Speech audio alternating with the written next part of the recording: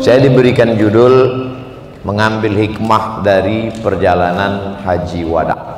Lama ceramah tidak berubah, tetap 60 menit sesuai yang tertulis di botol 600 ml. Walaupun dikasih teh manis tetap tambah. Pertama, bahwa ada satu ibadah dalam Islam, ibadah itu mesti punya duit. Ada ibadah itu pakai tenaga saja, sholat tahajud. Ada ibadah itu pakai air liur, baca Quran. Ada ibadah itu tak pakai air liur, tak pakai tenaga, yang penting tahan aja, puasa. Tapi yang satu ini mesti pakai duit, itulah dia haji. Dan orang yang beribadah pakai duit ini balasannya cash. Wal hajjul mabrur laisa lahu jaza illal jannah. Orang yang haji mabrur balasannya langsung disebutkan dalam hadis surga. Mudah-mudahan pertemuan Bapak Ibu jamaah haji ini adalah pertemuan para penghuni surga insyaallah. Tapi kalau kita lihat dalam perjalanan Nabi, hajinya hanya sekali saja. Seumur hidup Nabi hanya sekali. Itulah dia haji wada. Haji yang terakhir, yang pertama dan penutup. 2 bulan setelah itu dia meninggal dunia. Haji bulan Zulhijjah, 10 Zulhijjah, 11, 12, 13 Tasyrik, meninggal 12 Rabiul Awal. Zulhijjah 10 hari, Muharram, Safar, Rabiul Awal, lebih kurang 2 bulan meninggal. Tak ada lagi haji setelah itu. Pelajaran pertama yang dapat diambil, hai orang beriman, carilah duit banyak-banyak, pergilah haji sekali saja.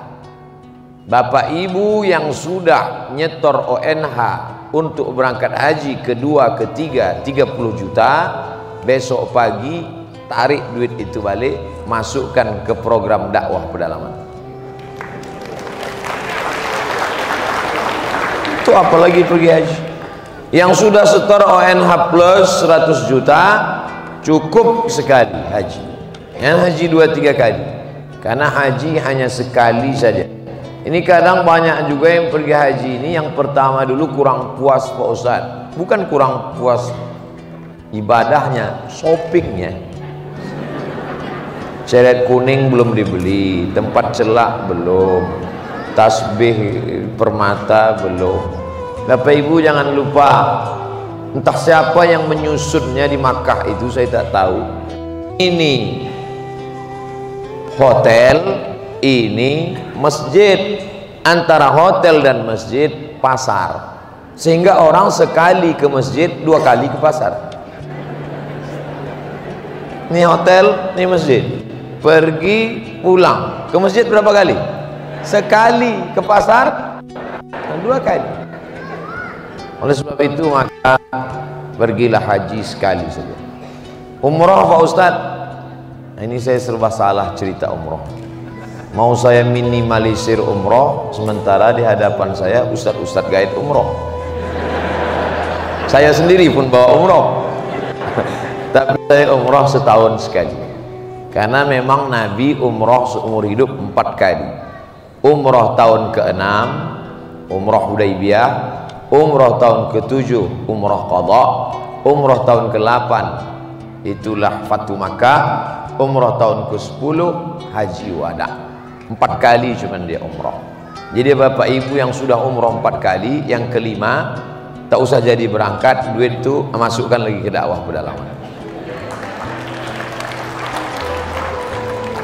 Apa maknanya? Bahwa beribadah itu merasakan nikmatnya sama antara mengeluarkan duit untuk ke Makkah dengan mengeluarkan duit untuk dakwah suku pedalaman. Kalau sama rasanya berarti sudah menikmati ibadah. Saya Pak Ustadz waktu mengeluarkan 30 ke Makkah nikmat, tapi waktu 30 untuk suku pedalaman sakit saya. Ngerti belum? Belum terasanya lagi ibadah itu. Karena ada embel-embel. Yang ke suku pedalaman tadi masuk 30 hilang, tak nampak kesannya. Kalau yang ke sana tadi naik pesawat bolak-balik, tinggal di hotel, bisa pula selfie sama pramugari. Bagi bapak-bapak yang bininya tak ikut. Oleh sebab itu maka ini yang pertama, bahwa carilah duit. Ada satu kabupaten di Riau. Riau itu 12 kabupaten kota. Salah satu kabupaten miskin susah. Bupatinya ngomong ke saya, menurut survei ekonomi lembaga survei Ustadz, ini kabupaten kami termiskin, tersusah, termelarat, tapi jamaah hajinya terbanyak. Kenapa bisa begitu? Karena setiap mereka bertanam kelapa, bertanam karet, bertanam padi, bertanam sawit, niat di awal berangkat haji, berangkat haji, berangkat haji. Waktu menanamkan, menugal bibit padi itu, berangkat haji, berangkat haji. Di kampung lain enggak, kawin lagi, kawin lagi. Bukan saya mengatakan kawin lagi itu salah, tidak salah, tidak salah kan Bu? Tapi ini ada niat untuk berangkat haji. Maka adik-adikku yang belum berangkat haji, PNS kalian, ASN, pegawai BUMN, langkahkan kaki besok pagi berangkat. Bismillahirrahmanirrahim, la haula wala quwata illa billah. Aku kerja mau berangkat haji. Harus ada niat. Ini sekarang banyak orang, kamu belum haji, belum Pak Ustadz, ada niat, saya serahkan sama Allah aja Ustadz. Ya tak bisa. Kalau tak ada gerak dari Allah, tidak. Nah, kalau gitu jangan makan. Ketika haji dia katakan kalau tak ada gerak Allah, tapi makan siang tak ada dia bercakap macam itu. Mestinya kalau orang konsisten haji bicara gitu, makan pun jangan bergerak. Kau sudah makan, belum ada gerak dari Allah. Kenapa waktu haji mengatakan gerak Allah, kenapa ketika giliran makan bergerak sendiri? Berarti tak betul cara berpikirnya. Oleh sebab itu maka ini poin yang pertama, bahwa ada satu ibadah besar bernama haji. Umat Islam mesti mapan ekonomi. Kalau tidak mapan ekonominya, batal ayat walillahi 'alan nasi hajjul baiti man istata'a ilaihi sabila. Kita menjadi orang Indonesia ini bukan permintaan kita. Tak pernah di antara kita ini yang request dulu minta kepada Allah waktu Allah meniupkan ruh melalui malaikat, wa nafakha fihi ruh, ditiupkan ruh. Apa ada di antara bapak ibu yang hadir ini request, aku mau jadi orang Indonesia? Ada? Tak ada. Kita ditakdirkan menjadi orang yang paling jauh. India masih dekat, Pakistan lebih dekat, Irak dekat, tapi kita disebut dengan Indonesia. Nesia artinya pulau, Indo artinya India. Indonesia pulau-pulau kecil di balik India. Saking kan jauhnya kita, pulau-pulau kecil di balik India. Makanya orang Arab menyebut kita Al-Juzur Al-Hindiyah, pulau-pulau kecil di balik India. Kita paling ujung, tapi yang masuk surga boleh jadi kita lebih dulu. Itu cara menyenangkan hati orang yang ngantri paling ujung. Karena tidak ada jamin, Nabi menjamin bahwa kamu akan masuk surga belakangan karena belakangan masuk Islam. Tidak. Karena Nabi pernah melihat kita ketika sahabat di perang Uhud patah, berdarah gigi, menetes darah. Apa kata sahabat? Berdoalah ya Rasulullah, engkau punya satu doa mustajab. Nabi Musa sudah memanjatkan doa itu rata musuh-musuh Allah, tenggelam Fir'aun. Kalau kau doa ini sekali ini mati mereka semua. Kata Nabi tidak. Syafa'atan li ummati, untuk syafaat bagi umatku yang akan datang belakangan. Mereka itu ikhwani, kami itu ya Rasulullah. Da, antum ashabi, kalian sahabatku. Yang mereka itu adalah ikhwani. Siapa itu ya Rasulullah? Amanu bi walam yarawni. Mereka beriman kepadaku tapi tak pernah melihat aku. Mudah-mudahan kita itu insyaallah. Tak pernah kita lihat dia. Tak pernah kita lihat bagaimana bentuknya. Jangankan melihat nyata, mimpi aja susah. Tapi kita percaya kepada dia, mau keluar duit untuk dia, berjuang harta, tenaga dan nyawa untuk dia. Itulah yang sudah didoakan Nabi 1500 tahun yang lalu. Ini poin yang pertama. Yang kedua, dalam ibadah haji tak sama macam solat. Solat tak ada tempat berniat, puasa tak ada tempat berniat, zakat tak ada tempat berniat. Di mana saja Bapak Ibu berniat sah. Tapi haji tak bisa. Datang dari atas, tempat berniatnya Zulhulaifah. Datang dari samping, tempat berniatnya Zatu Irqin.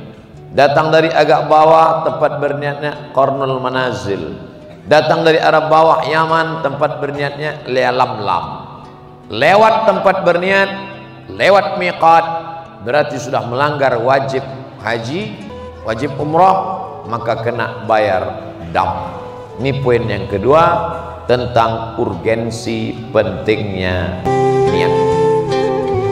Ustadz Al-Mukarram, guru kita Ustadz Syuhada Bahri, menyebutkan beberapa titik perbedaan di awal tausiah beliau antara beliau dengan saya. Beliau masih istiqomah pakai sendal untuk menunjukkan bahwa dia dai pedalaman. Saya karena sudah mulai ke kota pakai sepatu. Beliau katakan celana beliau pendek karena takut kecipratan air, karena beliau tetap di air sesuai dengan nama beliau, Syuhada Bahri. Bahri itu artinya air. Sedangkan saya sudah mulai naik ke daratan, makanya panjang kaki celana. Beliau berjenggot, saya tidak. Banyak titik perbedaan kami, tapi yang menyatukan kami adalah pada satu, innamal a'malu binniyat. Niat itulah yang menghidupkan Dr. Muhammad Nasir. Beliau tidak pernah membawa bendera besar Persis. Buya Hamka tak membawa bendera besar Muhammadiyah. Ketika mengajar di Masjid Al-Azhar, justru yang dibukanya bukan kajian tafsir, tapi kajian tasawuf modern. Dia ingin merangkul, bukan memukul. Dia ingin mengajak, bukan mengejek. Itulah yang ditulis oleh Syekhul Azhar, Profesor Dr. Syekh Abdul Alim Mahmud dalam bukunya Alhamdulillah Hazihi Hayati. Buku itu dia tulis ketika mau berceramah di India. Dari Kairo ke New Delhi, sempat dia menulis satu buku autobiografi berjudul Alhamdulillah Hazihi Hayati. Kata dia, dalam Islam ada aliran rasionalis Mu'tazilah, ada aliran Nassiyun tekstualis, ada aliran Irfaniyun karangan Sufi yang mengandalkan intuisi. Tiga aliran yang tak pernah bersatu: rasionalis, akliyun, Nassiyun, tekstualis, Irfaniyun yang mengandalkan ilham, intuisi, sixth sense. Tapi ketiga kelompok ini akan disatukan oleh satu titik. Apa dia? Mukhlishina lahuddin, ketulusan, keikhlasan niat. Saya kira itulah yang membuat saya dan sahabat-sahabat dari Dewan Dakwah bisa bersama. Walaupun dalam fikih mungkin kami berbeda. Saya kalau sholat bismillah saya jahar, sahabat-sahabat bismillahnya mungkin sir, atau bahkan mungkin tak pakai bismillah sama sekali. Tapi kami masih tetap sama-sama sholat. Antara pakai sendal dengan pakai sepatu tidak perlu dipermasalahkan. Yang penting masih sama-sama pakai alas kaki. Antara bercelana di atas mata kaki dengan yang tertutup mata kaki, kami tak pernah kelahi. Yang penting kami masih sama-sama pakai celana. Ada substansi, ada usul, ada furu'. Itulah yang membuat kami masih tetap bisa bersama. Dan haji mengajarkan kita mukhlishina lahuddin. Titik besar itu yang kita lihat.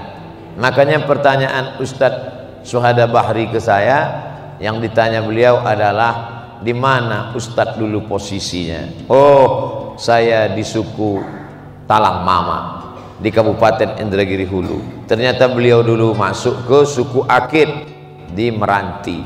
Tempatnya jauh, bedanya Talang Mama ke kanan, suku Akit Meranti di kiri. Meranti dari 3 pulau, Merbau, Rangsang, Tebing Tinggi, disatukan menjadi satu. Suku-suku pedalaman ini yang menjadi titik poin kita pada titik mukhlisina lahuddin. 3. Saya selalu berceramah pakai poin-poin supaya nampak lebih ilmiah dan berilmu, dan juga untuk memudahkan wartawan-wartawan, intel-intel yang ingin mencari apa isi ceramahnya. Kadang mereka kan tugasnya dari kantor berat, simpulkan apa ceramah dia. Kalau ceramah saya terlalu tinggi, kasihan juga mereka, payah menyimpulkan. Jadi dengan ini mudah dia nyimpulkan, sehingga nanti melapor ke atasan tak terlalu susah. Meringankan beban orang itu dapat pahala. 2 dia dapat, tugasnya selesai dan bisa merangkum ceramah. Yang ketiga, bahwa setelah sampai di kota Makkah Al-Mukarramah, ibadah yang pertama dilakukan adalah tawaf. Dan tawaf itu tak pernah putus kecuali hanya pada sholat fardu. Selesai kloter 1 naik kloter 2, selesai rombongan 2 masuk rombongan 3, terus berputar. Itulah kehidupan. Dulu yang mengisi Jakarta, mengisi Indonesia adalah kakek kita. Selesai putaran mereka, masuk giliran bapak kita. Selesai giliran bapak kita, masuk giliran kita sekarang. Kita pun sudah tak lama lagi, nampaknya ada yang sudah putaran 5, ada putaran 7, ada sedikit lagi mau Hajar Aswad. Tak lama lagi akan dilanjutkan oleh anak kita. Setelah anak kita, cucu kita. Harimau mati meninggalkan belang, gajah mati meninggalkan gading, manusia mati meninggalkan nama. Yang kan kau tinggalkan ini nama apa? Nama baik apa nama buruk? Oleh sebab itu kita hari ini mengenal nama besar. Siapa dia? Hadratus Syekh Hasyim Asy'ari. Mana orangnya? Tak ada. Siapa dia? Kiai Haji Muhammad Dahlan. Siapa dia? Syekh Ahmad Surkati. Siapa dia? Dr. Haji Abdul Malik Karim Amrullah. Siapa dia? Dr. Muhammad Nasir. Tapi jangan lupa, banyak juga nama yang tetap diingat. Siapa dia? Muso. Siapa dia? DN Aidin. Siapa dia? Yang ini mati, yang ini meninggal. La taqulu liman yuqtalu fi sabilillahi amwat. Jangan kau katakan mereka mati. Bal ahya, mereka hidup. Walakin la tash'urun. Cuman kalian tak bisa merasakan kehidupan mereka. Dalam ayat lain dikatakan, inda rabbihim yurzaqun. Mereka sebetulnya mendapat rezeki setiap hari inda rabbihim, di sisi Rabb mereka. Oleh sebab itu, tawaf mengajarkan kita tentang filosofi hidup, berawal dari Hajar Aswad, diakhiri juga di Hajar Aswad. Tolong Bapak Ibu yang kemarin memulainya dari Rukun Yamani, itu hajinya tak sah. Jamaah itu sendiri ngaku, Ustadz, waktu saya raba-raba kenapa tak ada Hajar Aswadnya dan sunyi? Itu Rukun Yamani. Salah dia, ditengoknya orang berkerumun dipegangnya. Salah memulai start tawaf, dan salah juga finishnya. Yakinkan engkau memulai dari Hajar Aswad, putar ke kiri, jangan melawan arus. Melawan berarti mati, dan tak boleh berhenti. Berhenti juga mati. Berhenti berkayuh berarti hanyut. Berhenti tawaf berarti akan terinjak-injak. Iya kalau yang rombongan di belakang dari Ciamis. Kalau dari Afrika, dilangkahinya aja kita pingsan.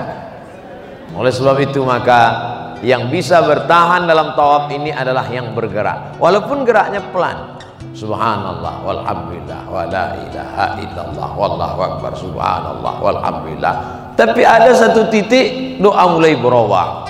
Ketika sudah mengakhiri, finish, maka tidak lagi kau katakan subhanallah walhamdulillah wala ilah, tapi berubah doa Rabbana atina fid dunya hasanah wa fil akhirati hasanah, dan puncak dari kehidupan adalah waqina azabannar. Dibenarkan oleh pengakuan dokter dari rumah sakit yang hadisnya sanadnya bersambung. Langsung kita dengar malam ini dari Al-Mukarram Ustadz Suhada Bahri, ternyata yang selamat dari waqina azabannar hanya 7% saja.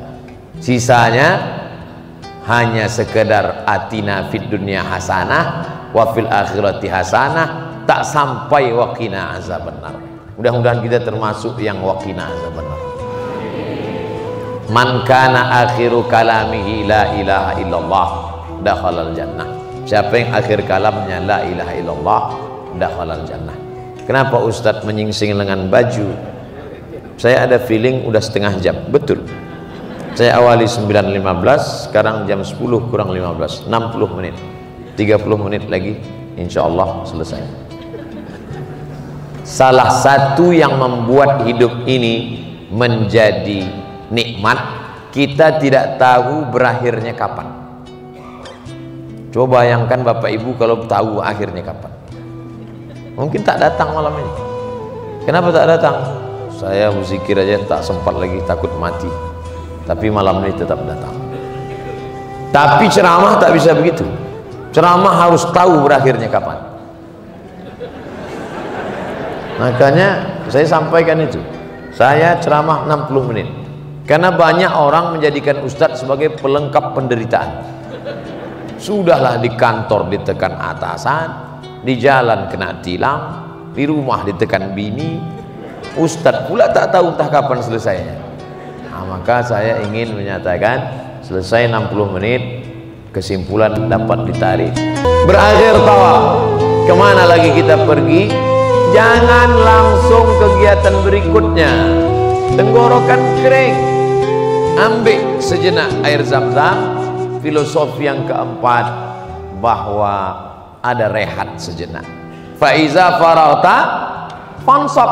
Selesai dari satu ibadah, fansab, jangan ada kosong, berilah ibadah berikutnya, tapi harus ada istirahat sejenak. Ambil air zam-zam, menghadap ke kiblat. Allahumma inni as'aluka ilman nafi'an wa rizqan wasi'an wa shifaan min kulli da'in wa saqamin birahmatika ya arhamar rahimin. Kalau tak hafal doanya, gerak-gerakkan aja dulu.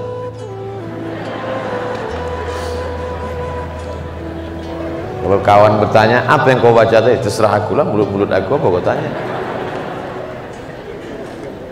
Apa yang dimintakan di situ? Ilman nafi'an, wa rizqan wasi'an, wa syifaan. Yang pertama ilmu dulu. Tak ada gunanya amal banyak, ilmu tak betul. Ilmu pokok pangkal. Makanya Imam Al-Bukhari lebih dulu mengawali kitabul ilm, bagaimana cara ibadah. Habis kitabul iman, baru kitabul ilm. Tak ada guna beriman kalau tak berilmu, karena ibadah batal kalau tidak tepat ilmunya. Lalu kemudian rizqan wasi'an, setelah ilmunya benar, rezekinya terbuka. Karena janji Allah, walau anna ahlal qura amanu, kalau penduduk negeri itu beriman, wattaqau, bertakwa, iman, takwa muncul dari ilmu yang benar, beribadahnya benar, la fatahna alaihim barakat, kami bukakan barokah-barokah, rezeki terbuka, ilman nafi'an, wa rizqan wasi'an, wa syifaan, kalau sakit sembuh. Tak ada guna rezeki banyak badan sakit. Apa guna rezeki banyak badan sakit? Makanya ketika Nabi berkata la yadkhulul jannata ajuz, orang tua tak masuk surga, menangis nenek-nenek. Jadi kami yang tua ini tak masuk surga. Nabi senyum. Kata Nabi, maksudnya bukan orang tua tak masuk surga, orang tua nanti masuk surga itu muda balik, umur 70 balik 30 lagi. Dan setelah kita pikir-pikir, betul juga. Coba bayangkan masuk surga umur 70 dikasih kacang goreng, kan bisa ditelan. Oleh sebab itu maka tak ada gunanya kalau banyak pun rezeki kalau badan sakit. Maka yang dimintakan saat rehat sejenak, menarik nafas, ilman nafi'an wa rizqan wasi'an wa syifaan min kulli da'in wa saqamin. Tapi jangan lupa, bukan karena doa kita, tapi karena rahmatnya, birahmatika ya arhamar rahimin. Berusaha saja tak mau berdoa, sombong. Berdoa saja tak mau berusaha, pesong. Pesong bahasa Malaysia ya. Miring, tak betul. Maka kita di situ disuruhnya berdoa. Setelah berdoa masuk yang kelima, sa'i. Kalau saya sedang manasik, saya tanya bapak ibu peserta manasik, apa tuh sa'i bapak ibu? Dari kecil Pak Ustaz. Sa'i buka kamus, sa'a yas'a, sa'i usaha. Berusaha. Kenapa usaha? Karena ada perempuan yang solehah, istri dari suami yang soleh, anaknya juga laki-laki yang soleh. Nama suaminya Ibrahim, nama anaknya Ismail, nama dia Hajar. Tinggal di tanah suci, tapi dia tidak hanya mengangkat tangan minta air, dia naik ke bukit Safa, dia pergi ke bukit Marwah.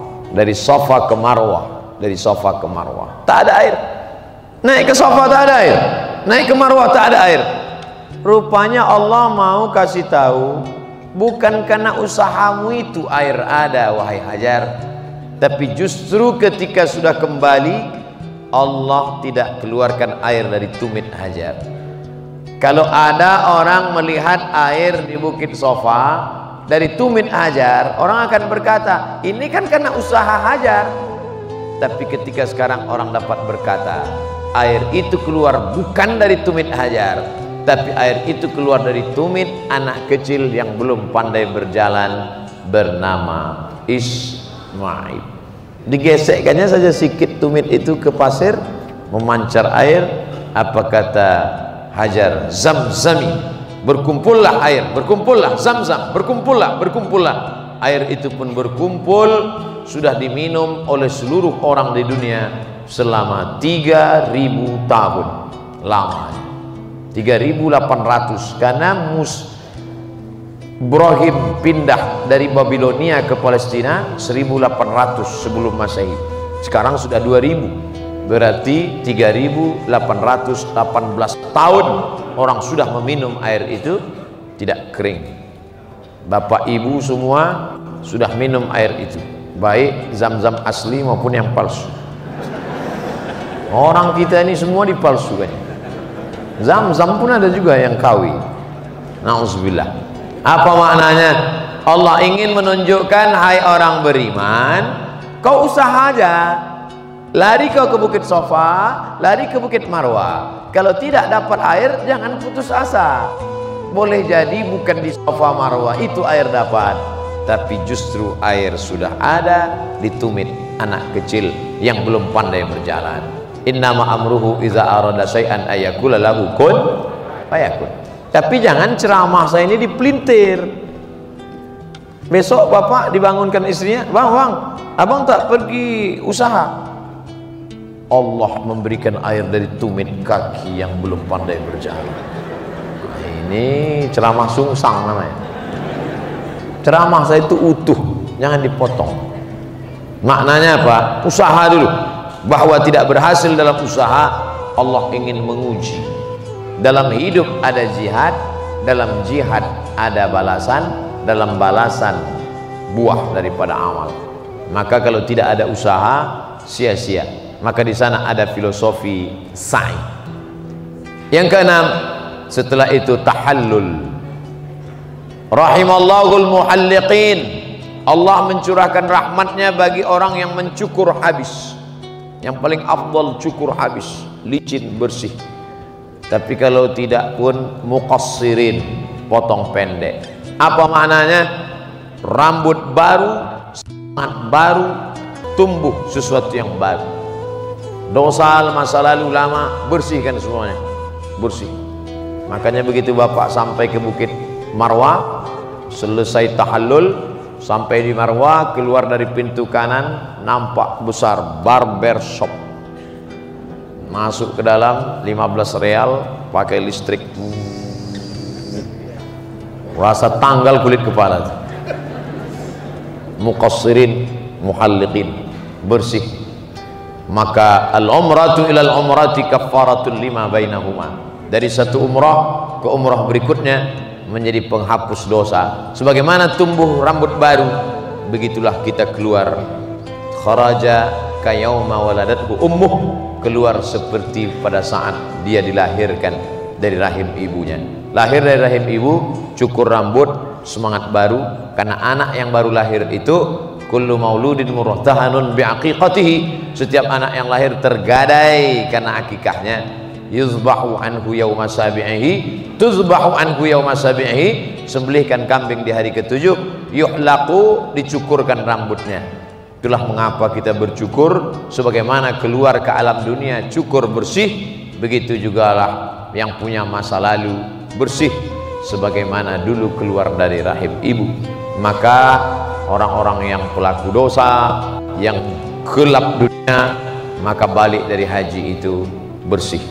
Tapi banyak juga orang merasa dinding sudah bersih, kotori sekali lagi.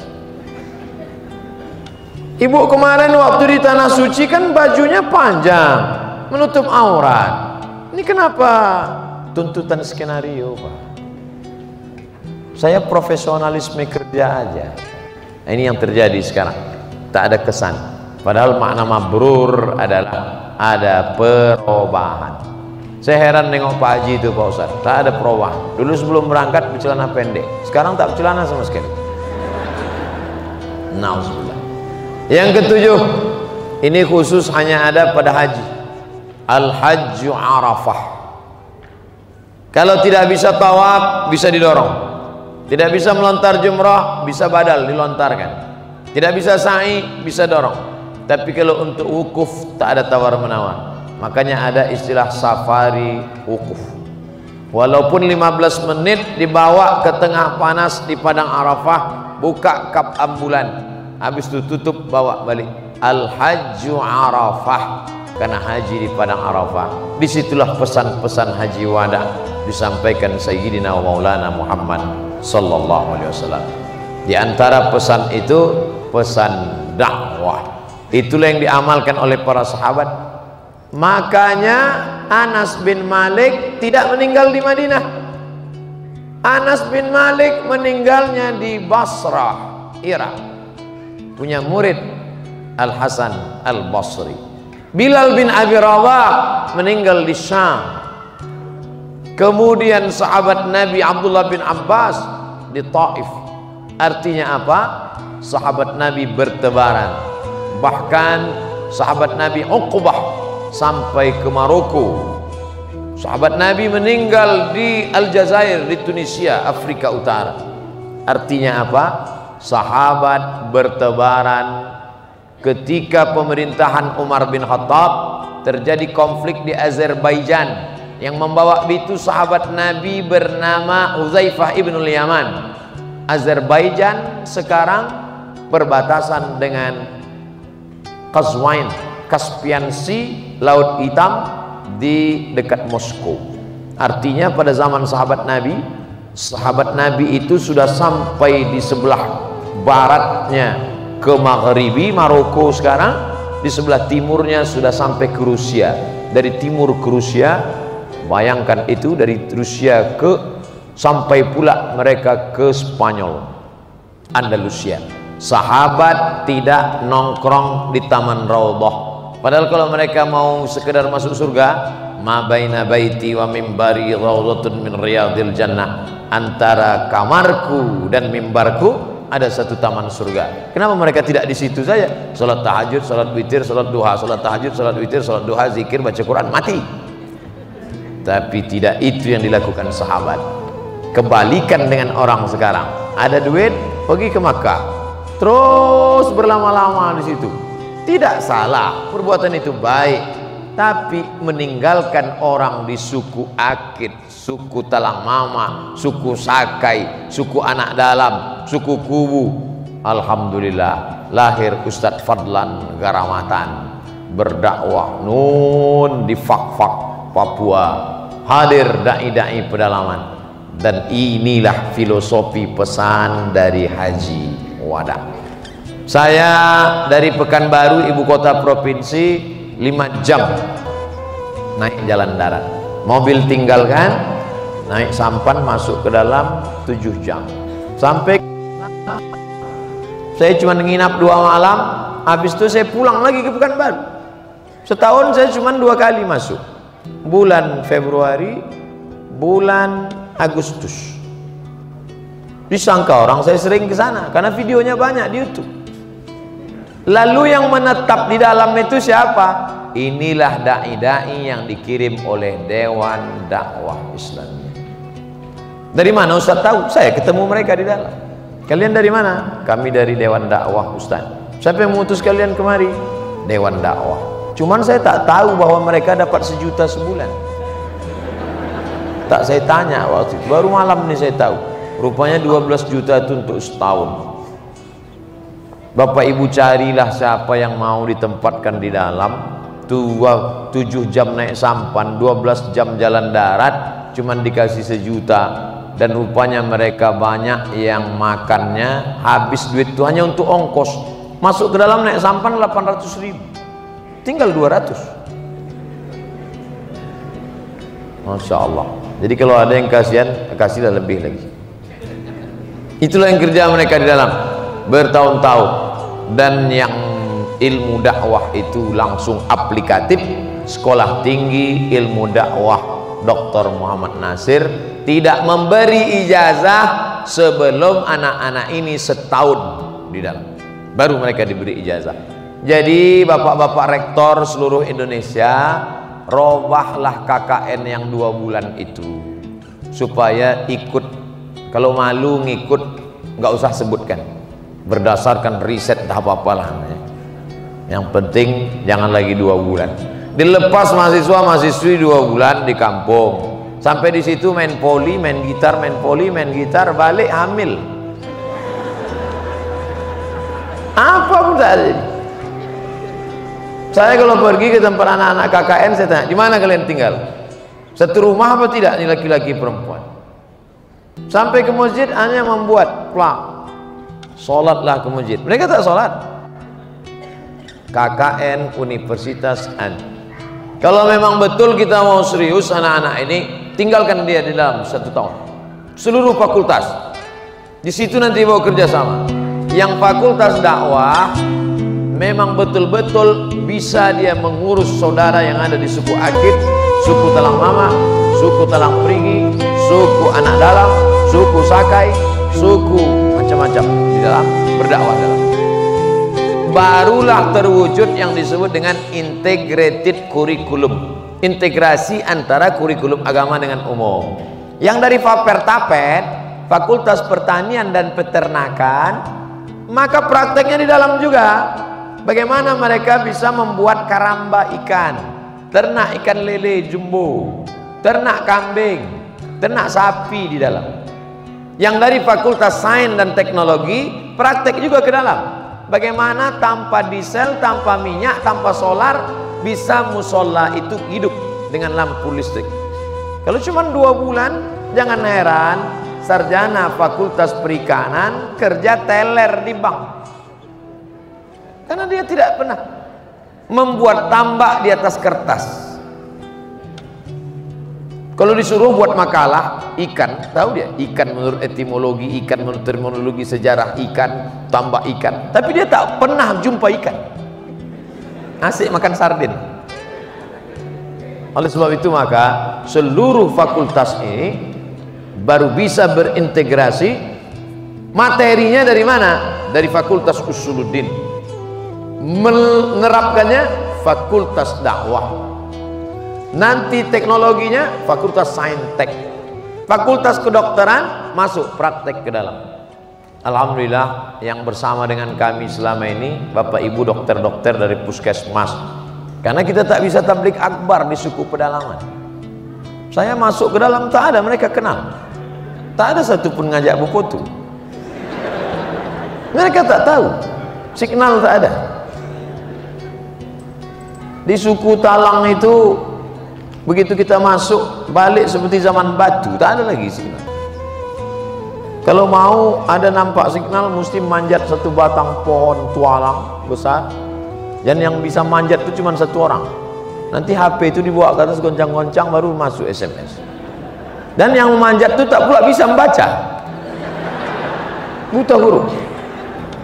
Oleh sebab itu maka ini mesti, kurikulum kita ini mesti diperbaiki. Tidak apa-apa S1 5 tahun, 4 tahun itu dia fokus materi, 1 tahun itu memang betul-betul dia belajar dari kehidupan. Bapak-bapak yang anaknya manja, dikasih motor, dikasih gadget, dikasih HP, dikasih duit, dikasih paket 4 giga.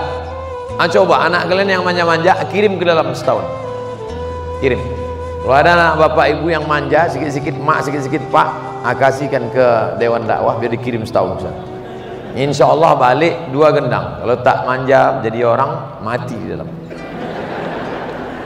Bapak ibu yang dimuliakan Allah, berdikari, mandiri di dalam. Bagaimana dia menangkap ikan, bagaimana dia bersosialisasi dengan orang di pedalaman. Inilah pesan dakwah. Makanya dalam Islam diajarkan, kuntum khaira ummah, kalian umat terbaik. Kalian umat terbaik bukan karena ke Makkah setahun 2 kali.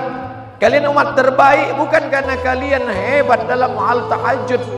Kalian umat terbaik, ta'muruna bil ma'ruf, ajak orang buat baik, wa tanhauna 'anil munkar, larang orang buat mungkar. Tapi yang dilakukan Abdul Somad sekarang tablik akbar. Tablik akbar di depan gubernur, tablik akbar di depan bupati, tablik akbar di depan orang baik-baik. Siapa yang menyentuh di pedalaman Kalimantan, pedalaman Sulawesi, pedalaman Papua, pedalaman Sumatera, pedalaman Jawa? Bukan basa-basi, saya yang sendiri mengalami. Masuk saya ke suku Akit di Meranti, Dewan Dakwah juga yang mengirim. Masuk saya ke suku Talang Mama, Dewan Dakwah juga yang bertahan di dalam. Di satu kampung, satu calon sarjana, satu kampung. Itulah yang Bapak kirim tadi. Saya berharap yang tadi itu baru DP-nya aja. Akan ada yang lebih besar lagi ke depan, insya Allah. Amin.